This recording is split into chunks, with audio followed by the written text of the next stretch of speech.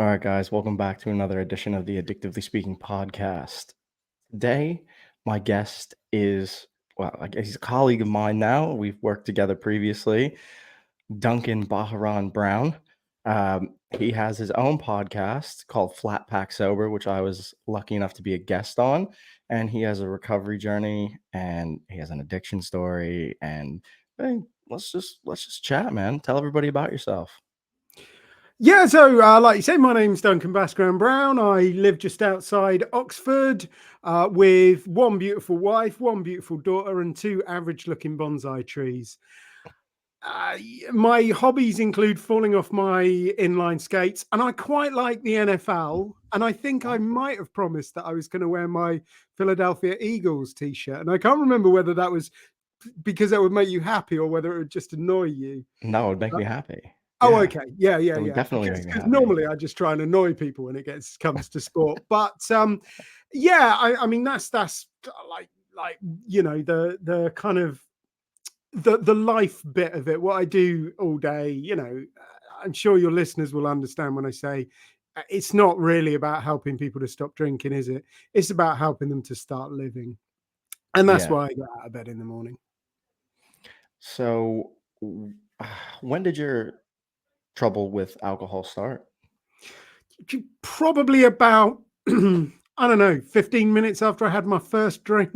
I was like, I don't think I ever really had a particularly good relationship with it.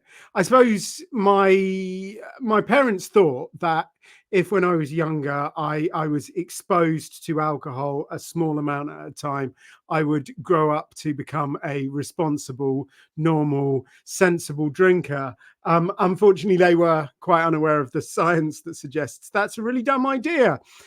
So I think they gave me small amounts of alcohol from, about 10, 11, quite early on. And there was, one time when I was about 14, 15, one of my friends, actually, it was homebrew. So his parents allowed him to make his own beer at like 14, 15. And, my parents went away for the weekend and we just went completely and utterly crazy. And, it was basically like that all the way through. I didn't really ever have that off button. I'd take the top off the bottle of brandy and throw it away because I wasn't going to need that again, was I? Yeah, I could totally relate to that. I feel like that when you talk to people that have problems with alcohol, they can't really remember if they ever had a good relationship with it. And like I don't know, like you said, like you just throw the lids away on the bottles and stuff because like once you start, like there's no stop. Um, was there ever any point in your like drinking that you thought like this might be a problem, or did it take a long period of damaging stuff to kind of like lead up to that? You see, I was sort of dimly aware from fairly early on that it was binary for me. It was either stop or go. So I think earlier I did have an element of control that, I would just not start. I wouldn't have anything to drink because I was quite aware that, none was better than one. So I guess I had an element of control to it, and I sort of had a bit of a balance to it. But I don't know whether it was ever really what you'd call a healthy relationship. When did I really figure out it was a problem? I think I really figured out it was a problem after I stopped drinking. Again, there was a lot of points in life where I can sort of, distinctly remember thinking that this doesn't add up. So like I went camping for the weekend, and like the day before we went away, so like the Thursday, I went to work and my boss was an idiot at the time. So I've worked for a lot of idiots. I don't know, that probably says more about me than it does about the people I've worked for. But anyway, he was a complete idiot. And so obviously work was stressful. And then I got home from work and it's like you got to pack everything. And if you're going camping, that's an entire like Yeah. truckload of stuff, isn't it? So to get everything ready, get everything packed, get everything sorted out, it got to about 10:30, something like that. Everything was done, and I plumped myself down on the sofa, opened a bottle of wine and went, oh my God, I need a drink. I'm so stressed.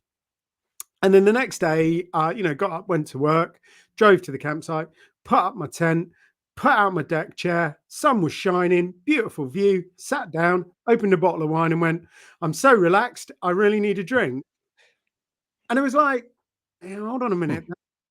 That doesn't quite make sense, does it? It can't be the thing that I need when the times are bad and the thing that I need when the times are good. That just doesn't make any sense. I mean, to be fair, I didn't do much about it, but I was kind of aware of that paradox and that it didn't really sit that well. But like I said, I think really I noticed how much of a problem it was once I'd stopped drinking. And, I started waking up feeling like exercising and, had all this time on my hands and I wasn't like permanently depressed. Yeah, like I'm, all of that stuff. So, I think there were certain things that drove me to stop drinking, but really what made me realize what an issue it was, getting free of all of the problems. You mentioned depression in there. Uh, do you think you suffered with depression prior to drinking, or do you think it was caused from the drinking? Like, do you think Uh, you yeah, I think it was you caused know by the drinking. Absolutely. yeah? The first noticeable symptoms that I had were when I was at university, and I felt very out of sorts. And that was because I spent that first year at university drinking and taking drugs and doing very little else. And talking to one of my friends, what she said to me was, well, look, Duncan, you're you're the kind of person that always needs something to occupy your mind. You're somebody who needs to be busy and be doing stuff. You need a project. And I think maybe the reason why you're feeling a bit down is because you haven't got a project. And I was like, well, that really probably is true. So I started really engaging with the theatre company at university, and I started writing and I started directing and producing as well as acting. And that made me feel a whole lot better. But I think what it did was it just disguised the fact that it was the lifestyle that was causing those issues. And I think that is a huge problem for a lot of people. If you look at alcohol, so people are more likely to drink if the more they earn, but you sort of see the problems more in people who earn less, because if you earn more, you have good healthcare, you have a lot of meaning and purpose in your life, you have a better diet, you're less likely to smoke, you're more likely to have good social support, you're more likely to have good relationships. So actually the alcohol is still doing the damage. It's less noticeable because there are other factors that are kind of compensating for it. And I think that was very much my experience. I had these periods, but because I had other things that kind of compensated for it, it almost didn't seem like that much of an issue. And I just sort of seemed to get through it. And it seemed to be something that happened every now and again rather than being a constant problem. That's interesting. I've never actually heard somebody say that. Like, now that I think about it, as well, yeah, the lower you are on that totem pole, the more noticeable it is because you look like a wreck. Like, people see it. It's noticeable. And like you're saying, the more money and the more, the more stuff that you have going on kind of hides it. And depending on how you are when you drink as well, like for me, I was quite agitated and violent. So if I got too drunk, bad things happened. And then that's kind of pretty noticeable. Black eyes, broken noses, broken hands. It looks bad. You never had any instances like with that kind of stuff, or were you just Oh, just yeah, I like mean, you are? I did some terrible things. I did some stuff that I'm really not proud of, like sleeping with my good friends' girlfriends and stuff like that. And it's just like, Yeah, that's awful. That's just a terrible way to behave. And I think in the cold light of day, there's no way I would ever do that. And it is only when we drink that we behave in this way.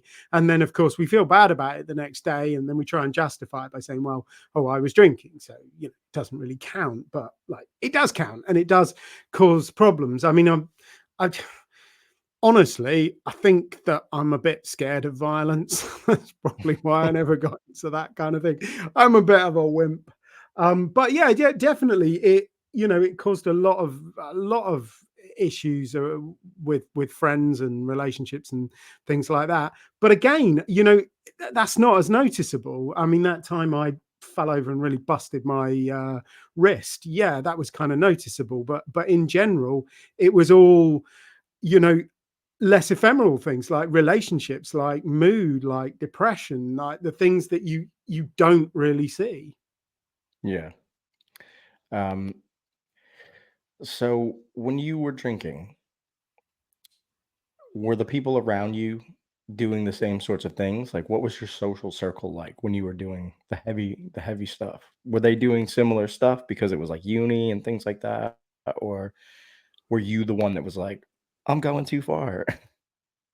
Oh no, no, I surrounded myself with people who drank heavily and took drugs because, well, it feels better that way, doesn't it?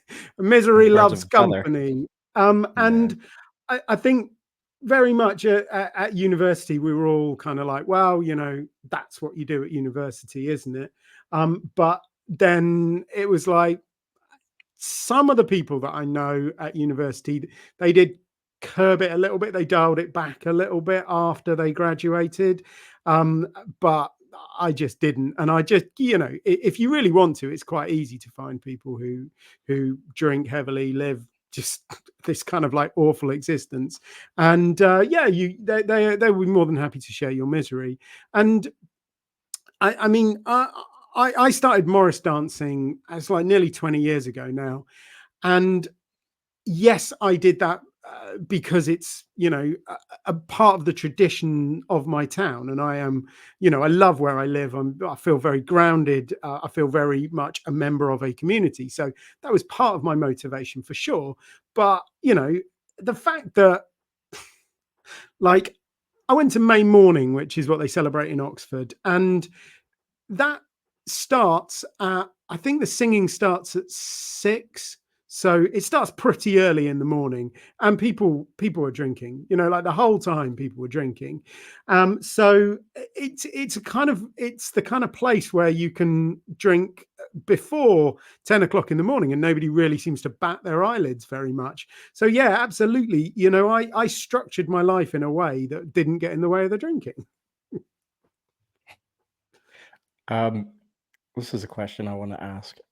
So the UK, I feel like, is very drink centric. Like it's everything is based about drinking. And like you said, like 6 a.m. Like I know it does happen in America, like things like that where people start drinking early. But I feel like over here, if you see somebody having a pint at 10 a.m., like it's not something where you're just like, I wonder if that guy has a problem.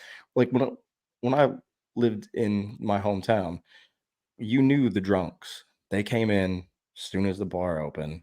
They were there straight away. They had their red noses, their red faces. They were out to go on the booze, and you knew it because they were the only ones out. But I feel like here, it's not. It doesn't seem like that. I feel like everybody does it all the time for everything. Do you feel Yeah, I that's the mean, same? statistically, that's not quite true. That there are people that don't drink in the UK, and there are people that drink at what would be called the lowest risk level. And I don't think anybody with any sense can turn around to them and say they've got a problem with alcohol. They are actually drinking, infrequently. They rarely drink more than one drink, and they probably don't drink every week. They certainly don't drink more than twice a week. And I think that the problem is that those people don't shout about it. It's the people that drink a lot that shout about it, and it's the people that drink that little bit too much. So they know that they're drinking outside of that low risk zone. They're not, they haven't got to the kind of like really severe risk area, but they're drinking at this kind of moderate to severe risk. So what they're going to be drinking 3 or 4 drinks twice a week, or 2 or 3 drinks 3 or 4 times a week. So they're not going to be like heavy drinkers, but they know they're drinking too much. They know it's causing them a problem, and they've got this kind of discomfort, this kind of mental discomfort. Psychologists would call it cognitive dissonance, which is just this kind of like, part of them knows that it's bad for them, part of them knows that they kind of want to keep doing it. So they've got this discomfort, and that's why they tend to like laugh and joke about it and say, "Oh, I really deserve a gin and tonic." And they'll say that at like lunchtime, won't they? And they'll be, they'll send birthday cards. I saw this birthday card the other day, and it was a lady comically sat in a dustbin with the expression, she thought to herself, "One more prosecco won't hurt." And it's like, why would you send that to somebody? Why would your wish for somebody's birthday be that they like drink so End much up in that a they bin. fall into a dustbin? It's kind of weird, but I think the reason why people send that is because they have this internal discomfort about their own drinking, and they like to laugh and joke about it in this sort of slightly passive aggressive way. And then everybody kind of like buys into it, because we don't want to offend people, and we don't want to say, "No, do you know what? You're only doing that because you're dissatisfied about it." And like, this is not my opinion. The survey recently, 72% of drinkers want to drink less. Like, why would you want to drink less if you're enjoying it so much? Why would you want to drink less if you think wine o'clock is really a great thing? Or I 5 mean, o'clock. I It's 5 could go o'clock on somewhere. and on and on and on about it. But I think the problem is that we talk a lot about alcohol. We're very loud about it, and it makes it seem like everybody's drinking all of the time. But the truth is, 25% of people are drinking way too much, and it's causing them really significant problems. Probably another 35% of people are drinking, and it's causing them a small amount of problems, and they're drinking in this moderate to severe risk area. And then 20% of people just don't drink at all, and then the rest of the people are drinking in this low risk zone. But the people that don't drink at all, well, we do talk. Some of us talk a lot about it. Some of us are quite loud, but in general, we don't necessarily shout out at social occasions when people are being inappropriate. And the people in the drinking in the low risk area, they definitely don't. So I think the conversation is skewed, and it gives you this kind of wrong impression about how society works. That's interesting. So what was the moment where you decided that you wanted to get sober, and what did you do after that? So my wife and I, we decided we wanted to start a family, because we were getting quite good at being adults. We'd got we got a mortgage, and we got married, and we were very grown up. We started eating scones and everything. Oh, And so we decided to start a family, and well, that was quite good fun. I mean, the trying bit was quite good fun, wasn't it? And it was all going swimmingly, and we were like, that typically naive, kind of optimistic new parents, like stupid, just thinking, that was totally us. And it was all going really, really well until she had a miscarriage, and everything fell apart. And I mean, obviously that was like really hard for her, emotionally, mentally, physically. But now I know one of the things that made it even worse for her was the fact that I just wasn't there for her. I wasn't there to support her, because my reaction to emotions, hard times, difficult decisions, difficult conversations, it was always to just go and hide with a bottle of wine. And that's what I did. I just left her on her own, and I got drunk. And that obviously created quite a lot of tension in our relationship, and it sort of brought some things to the surface. And I'd love to tell you, I was stood in the bathroom at 4 a.m, moodily lit moment, and I had this sudden realization. But do you know what? I don't think it really works like that, does it? What I did was I spent a couple of months really thinking about it, and really asking myself, what is it that I want from life? And I never could have exactly articulated it this way, but now I know what I was doing was essentially asking myself one question: what do I want from life? Do I want another drink, or do I want a family? Good news is, like, don't want to spoil the surprise, but like the reason why you're talking to me is because I made the right decision, didn't I? And just, the way synchronicity is, it's like it was almost exactly 9 months to the day after I stopped drinking that our first daughter was born. And yeah, that was great and everything. I mean, it gave me an entirely different set of problems, but they're good problems, aren't they? Yeah. It's very funny that like our type of thinking at that like that was where I was at in life, where I was thinking about those moments, and that those were the questions I was mulling over when I thought about getting sober was, what do I want out of life? Is this the existence I'm choosing for myself? Like if I continue down this path, there's nothing but darkness. Like if I keep going this way. So I made the right decision as well and did the right thing. And I think the really interesting thing is we never decided to drink, did we? Not really. I No. mean, all right, we bought into it and, considered the idea that we would look a bit more grown up if we had something to drink. The girls would find us more attractive if we had something to drink. But we never really sat down and consciously went, you know what I want from life? An alcohol problem. It's not like, the career advisor said to you, and where do you see yourself in 15 years, Duncan? Oh, yeah, definitely 2 bottles of wine a night. That is the active, positive choice that I want to make, and we just kind of slide into it. We Mm. start off with all of these false beliefs about alcohol, and, we have some good times at the start. And then that kind of reinforces these false beliefs. And we just end up chasing those good times at the start. And we end up continuing to drink, despite the fact that those good times are long gone. And we are never getting anywhere near back to where they were.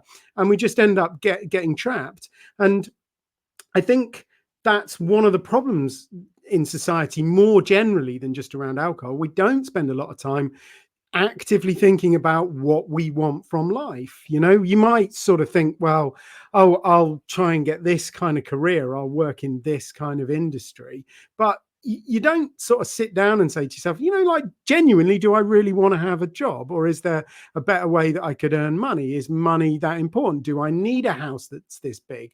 Do I need a car that's the latest model?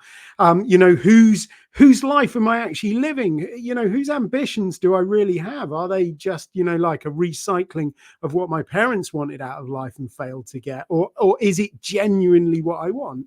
And I think if people do that, there is no other way. If you genuinely engage with that process, you're never going to continue drinking, because it's like everything that you believe alcohol offers you is a lie. It never did anything positive for you. It's just a trick. And it never helps you get any closer to where you want to be in life. It never helps you be the person that you want to be. It does the exact opposite. Do you think, like what you're saying, like that's I think that's very true. Is that alcohol gives you like this false sense of confidence once you start drinking it, and you think you become this other great person. The person that can dance or the person that can talk to all these people and the life of the party. But that's a brief moment of that, what alcohol does. Like there's another side to what it can really do and what it does to you during that, consumption of more and more and more. You don't become that fun person. You're the person who's fucking up everybody's good time. You're smashing into stuff, falling over tables, like you just becoming a liability essentially because you have this inhibitions lowered and a false sense of confidence and you're just out there just doing crazy Yeah, shit. yeah, absolutely. It. I think that is kind of the trap of alcohol, that we sit around drinking with a bunch of people who are also drinking, and like if everybody's drinking, then yeah, everybody becomes funnier. But if you're sober and you're watching all of those people, you can see quite clearly that they don't become funnier. They No. become Yeah. stupider, and that is why they Yeah. laugh more. And you don't dance better. You're just incapable of seeing how bad you're dancing. And luckily, all of your friends are just as drunk, so they're incapable of seeing it as well. And they So think it's great. They think you're doing yeah, awesome. They're like, "Yeah." Yeah, yeah, and I mean, it's like the negative effects of drinking alcohol. They've been understood for like years, like decades. Like the research on what alcohol does to you as your blood alcohol level increases. It's so well known, and none of it's positive. All right, that first drink, it might give you a feeling of kind of being a bit warmer. It kind of raises your internal temperature a little bit, gives you that flush response. So it might make you feel a little bit warmer. And of course, if you're suffering from alcohol withdrawal, which most people do, like if you drink even close to daily, then you will constantly be suffering from alcohol withdrawal, because alcohol is quite a slow acting drug. So it takes a while to get out of your system. So, 3 days after you've had your last drink, you're still processing the alcohol. It's still getting out of your system. So if you've got some alcohol withdrawal going on, then when you drink alcohol, you're going to feel a little bit better because it's going to ease the symptoms of alcohol withdrawal. But that's not really a genuine benefit, is it? And then once you've got past that, it's all you're not going to be able to focus anymore. Your inhibitions will go, which is just a polite way of saying the bit that makes decisions in your brain gets shut off. Yeah. Your coordination's going to go, your reactions are going to go, your balance is going to go, and it invariably ends in vomit. And a lot of people don't really think about that. But like, why have you thrown up? Well, you have thrown up because your body is trying to protect you from the poison that you're pouring down your throat. It's actually quite clever of your body to do that. And, Yeah.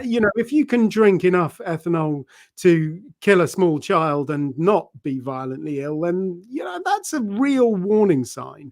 Yeah, that's a scary sign when you don't Yeah. get sick anymore, or you get sick less frequently. Like, uh, I think I remember, like, I'd have to be I'd have to be at, like, next level to be throwing up, but it had to be next level. Like, I had to either drink to the point where I was almost blacking out, or drinking, like, 151 proof, like, rum, and then my body's going, "Nah, man, we can't do that," and then it would get everything out. But it did take longer. Now that I think about it, there was that time where, you go too far, you throw up a lot. Then it was like you have to go too far to start throwing up, because your body's just Yeah. like, "Oh, we can handle this shit." And then like all your mates go, "What a guy, James! He can drink Yeah, so much without throwing yeah, up. He's so tough." And yeah. it's like, nope, he's just screwed himself up a lot. Yeah.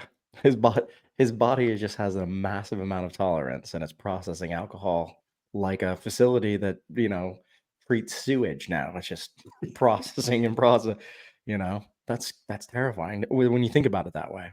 I haven't really, sometimes I don't think about what I was doing to myself actually in that sense, you know? Um, so once you found recovery, what guided you into the podcasting? What made you start a podcast about it? So, what I'd been doing round about the time that I got sober was I'd been helping people in local government. I've been doing coaching and training, and I was specifically helping them to take on a leadership position that I'd had myself. So, in essence, I was helping people to achieve what I had achieved in life. And that was good. And I enjoyed that, and it's meaningful. And I know local government is boring, but it is actually quite important. If you like your bins not to have rubbish in them, then, it's kind of important, isn't it? And funnily enough, somebody was telling me today, Birmingham City Council has just decided that they are insolvent. And, if they were a business, they'd be out of business. So, I imagine Birmingham City Council does a lot of work for a lot of people. So it is something that's enormously important, but not very sexy. And what so I was getting a lot of pleasure from it, but it started to dawn on me that all I was doing was helping people to achieve stuff that I'd achieved in my life. And now it was becoming clear that the biggest thing I'd achieved in my life was getting sober. So why was I not helping people to do that? So I took all of the skills that I had around coaching and training and speaking and writing and communication generally, and I thought I got to apply this to alcohol. So I trained with the Easy Way clinics, and that was great. I loved that. I got so much out of that. I mean, many of your listeners will have heard of Alan Carr, the Easy Way to Stop Smoking, and how to control your drinking and things like that. Great stuff. Really, really enjoyed that. Really learned a lot, but it wasn't enough. And I knew there was more to it than that. So I started studying, I started reading, I got a bit obsessed with the scientific literature, like actually starting to read peer-reviewed science and things like that. Got a bunch of qualifications, and that was good and everything, but it wasn't quite enough. So I wrote a couple of books, which I'm enormously proud of, and they've done a lot of good work in the world, and that was great and everything, but it wasn't quite enough. And I got kind of obsessed with this idea of what it is that keeps people sober, because I don't want to do down anybody who's struggled with it. But my belief is that actually the stopping drinking bit is quite straightforward. You can do that bit. And most people, Mm. even when they struggle with it, that's the bit that they can do. What they struggle with is the bit that comes after it. It's the bit Yeah. staying sober. That is the Maintaining it. difficult bit. Yeah. And Yeah. all of the statistics point in that direction that, most people will successfully complete a detox program. They'll successfully complete a rehab program, but not that many of them will then successfully go on and maintain sobriety for 1 year, 2 years, 5 years, a lifetime. So I became obsessed with what is it that keeps people sober. And that kind of informed a lot of the research that we started doing. So from one end, we interview people who are in early sobriety and ask them what their struggles are, what their problems are, the kind of things that they're finding difficult, and the kind of things that make them sort of move towards relapse. And then on the other end, we asked a bunch of sober superstars, including your good self, what it is that helps keep them clean and sober. What are they doing that really helps them? And between all of that research, I think it breaks down into 4 basic sections. So there's trigger management, which I don't really need to explain very much, but there are a lot of triggers in the world, as you pointed out. We live in a culture that's obsessed with alcohol, so you've got to be able to steer your way through those difficult kind of situations, but also the thoughts.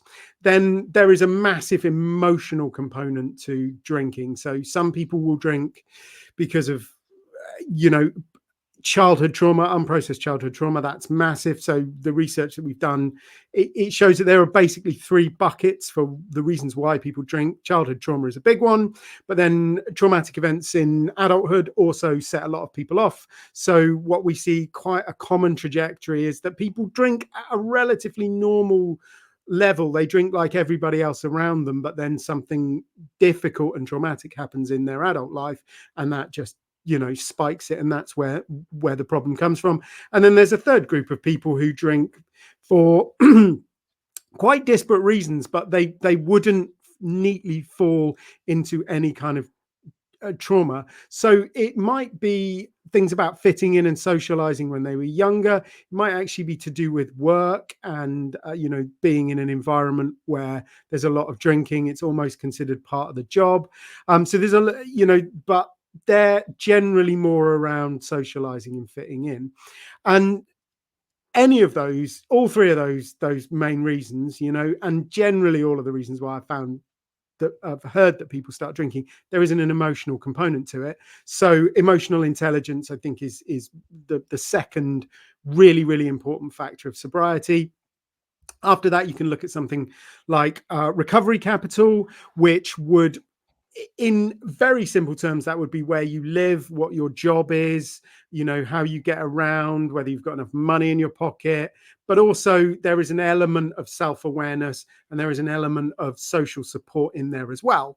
Now, the self awareness bit, that crosses over with the emotional intelligence bit, and the social support bit crosses over with the fourth one, which is connection, which is not going to surprise anybody. It's such an important part of maintaining sobriety, is having those really, really good connections, whether that's friends, family, or intimate relationships.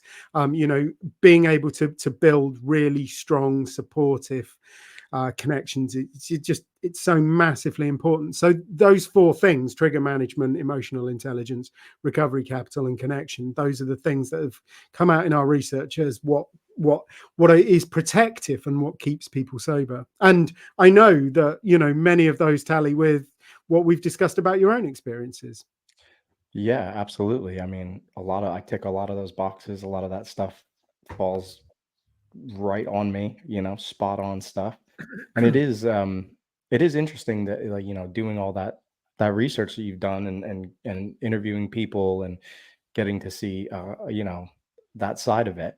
I've also, like, learned a lot, doing my podcast as well, is that you can see that people do fall into these categories. They fall into this childhood trauma, adulthood trauma. Like, these things push us in those directions. Like, you were on a certain path, and then you kind of, like, something happened and it's like dip, and then you're in the danger zone. Yeah, I have these discussions with people which get more or less fraught depending on how they put it. But there is a view out there that all drinking, all drug use is a response to trauma. And I don't think that's really supported by the evidence. So if you ask me, I would say that I had issues in my childhood, but I wouldn't describe them as trauma. And I don't think it's right to describe them as trauma. I look at what you'd call the adverse events of childhood research, and those are genuinely traumatic experiences that happen in childhood, like divorce, like being neglected, like being sexually abused, like being beaten, like living in a home where there's violence, even if it doesn't actually happen to you. All of those kind of things, that doesn't reflect my experience at all. And yes, I struggled, when I was younger. I found it difficult to find my place in life. I found it enormously difficult to feel validated or successful at school. Whatever I did, whether I tried or whether I didn't try, I got bad grades, and it just taught me not to try, didn't it? But I don't think trauma is the right word to describe my experience. And I've met a lot of people who are like that. So I don't think trauma underpins all drinking. And I think, honestly, if I could get the research funding for it, I would love to conduct this experiment.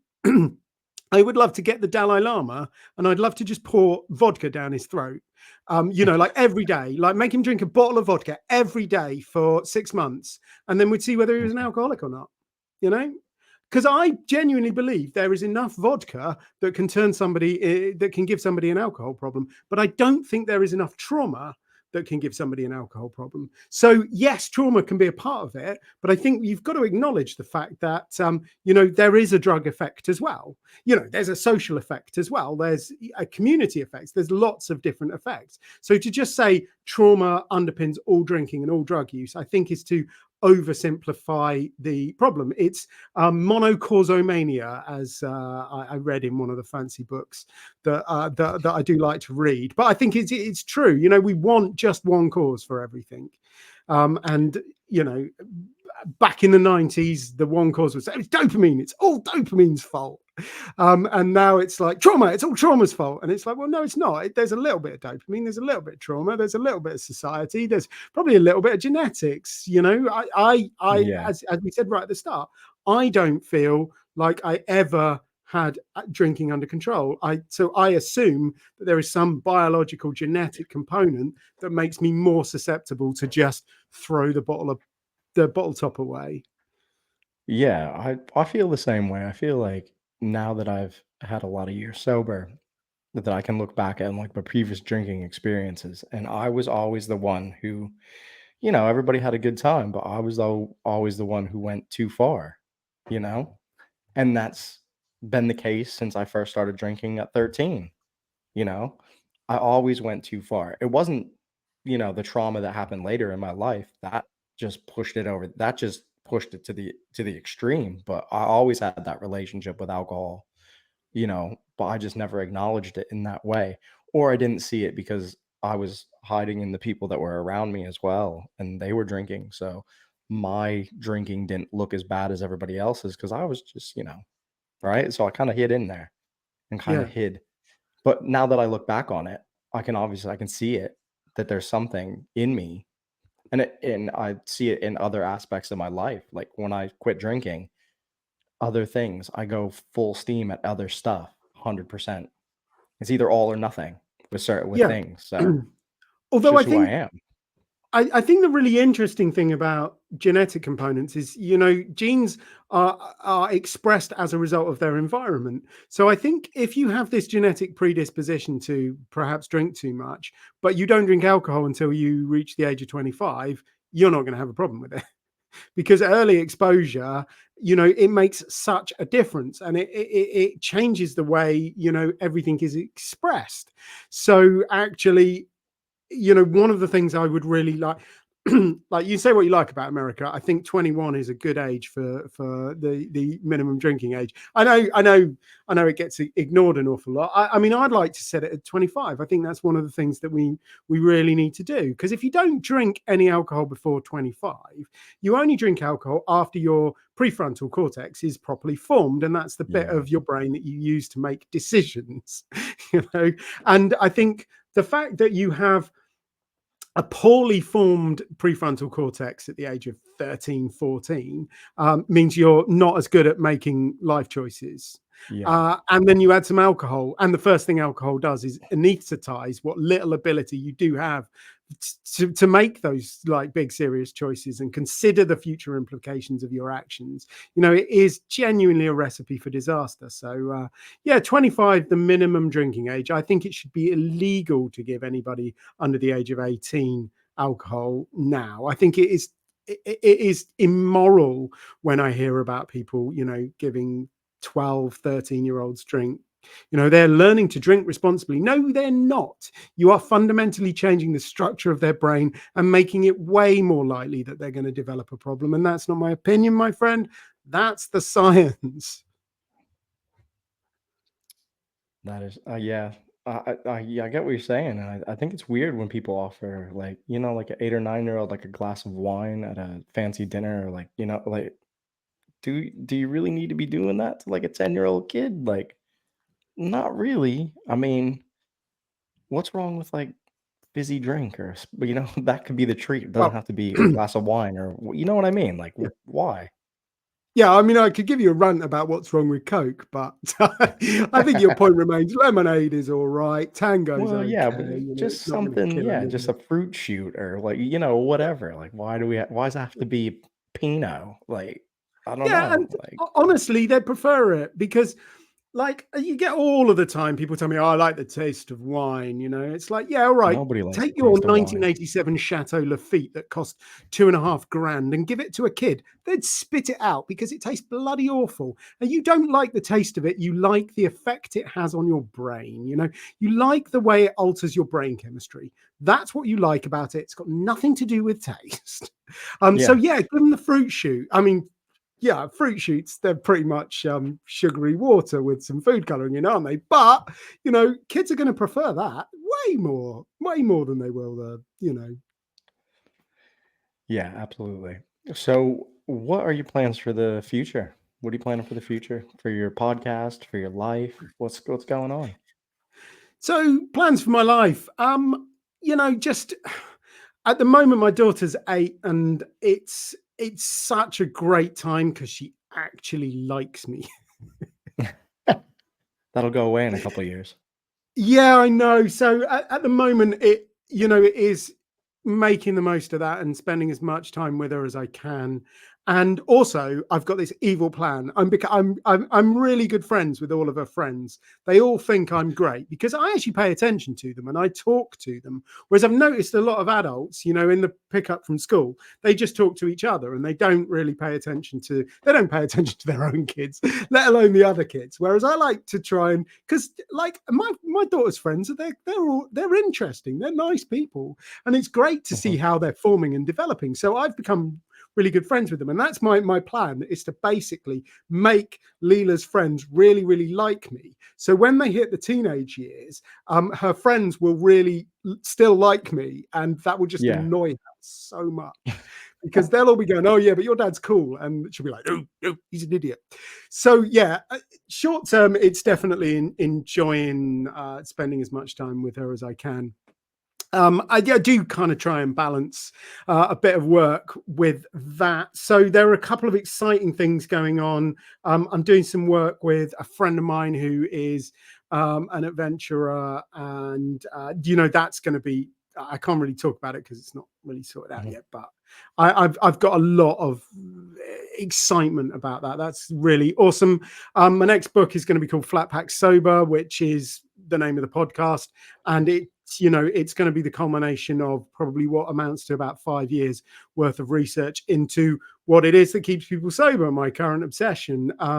And yeah, so I wrote Real Men Quit to help men stop drinking, and there is a bit in that about what to do after you've stopped, but I feel there is a great need for a really good solid book that helps you work, build your self-awareness, work out who you are and what works for you. And then, there's a lot of different techniques that aren't going to work for everybody, but because you've built that self-awareness, you know which of these techniques you can then use and try. And, you're not going to get upset if journaling doesn't work for you because, it's not your kind of a thing. So that's the next book. That's quite exciting. We're also doing more and more work with companies and organizations now, about building alcohol awareness, because so many organizations these days are, they really buy into the well-being thing. Partly they buy into it because it's a great way of attracting talent. Most young people, most high performers these days will look at a company's well-being scores before they even apply. So it's important from that point of view. But I mean, it's got a bottom line implication. If your staff are happy and healthy, they're going to be productive, they're going to be engaged, they're going to have better relationships, they're going to have better work-life balance, and they're not going to leave as much, and that reduces the cost of recruitment. So they've really bought into the well-being thing from a moral and from a business point of view. But most well-being programs just totally duck alcohol. They just don't face it. Most well-being consultants that I've spoken to are a little bit scared of alcohol. They just don't want to begin the discussion. They think it's too big and too scary. They think it's not something that they should get involved in. So what we're trying to do is, work with organizations to build alcohol awareness, to create more open cultures, to really reinforce the work they're doing about making mental health something that you can discuss more openly and actually changing the conversation about alcohol. So that's really exciting. And at some point I might even get a chance to do a bit more skating. Who knows? All right. So before we end the episode, I like to ask, what are 3 things that you need in your recovery that keep you going? So, like you talked about journaling and all those other kind of things. What are 3 things that are like your go-to stuff in recovery?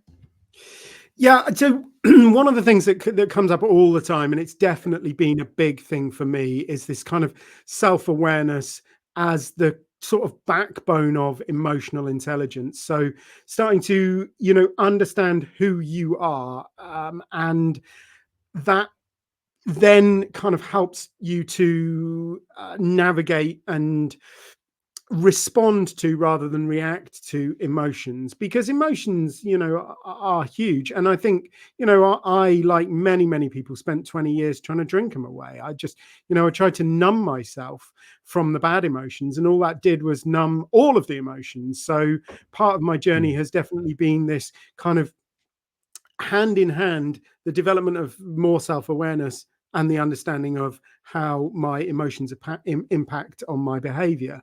So that is, I think that is enormously important. That said, I am acutely aware that I am very lucky in the fact that I had a lot of recovery capital when I stopped drinking. And one of the reasons why it was easier for me was because I had a fairly good relationship with my wife. I mean, I was doing everything I could to destroy it by drinking, but at the end of the day, we had quite a solid relationship, and that helped me. I had a lot of meaning and purpose in my life because I was quite involved in my community. So I was doing things that I found fulfilling. I also had a job, which I hated, but, it paid the bills. I had somewhere to live. I had, good friends. And what I realized is that I didn't get rid of very many friends. There are a few people that I don't talk to anymore because it was only about the drinking. But even a lot of my friends that still drink heavily, I still have a good relationship with them because there's more to our relationship than just the alcohol. So looking at the guys I dance with, it's about the dancing, it's about the community, it's about the places we go and the friendship and the tradition. There's so much more to it than just the alcohol. So I was very lucky that a lot of my relationships, while involving alcohol, didn't actually just float on it. There was more to them. So I was very lucky in terms of recovery capital, and I think that does make a huge difference. And then I think the other thing that, which sounds weird to say, but I'm dyslexic, and I think that it was an enormously easy break for me, because when I was a kid, a lot of stuff just didn't make sense to me. I really struggled. So, like left and right, not something that I was able to pick up, but I learned fairly early on, if you look at your hands, that one looks like an owl. So that must be your left hand. Um, Although it's probably backwards because I'm on. Yeah, Um, generally a so little.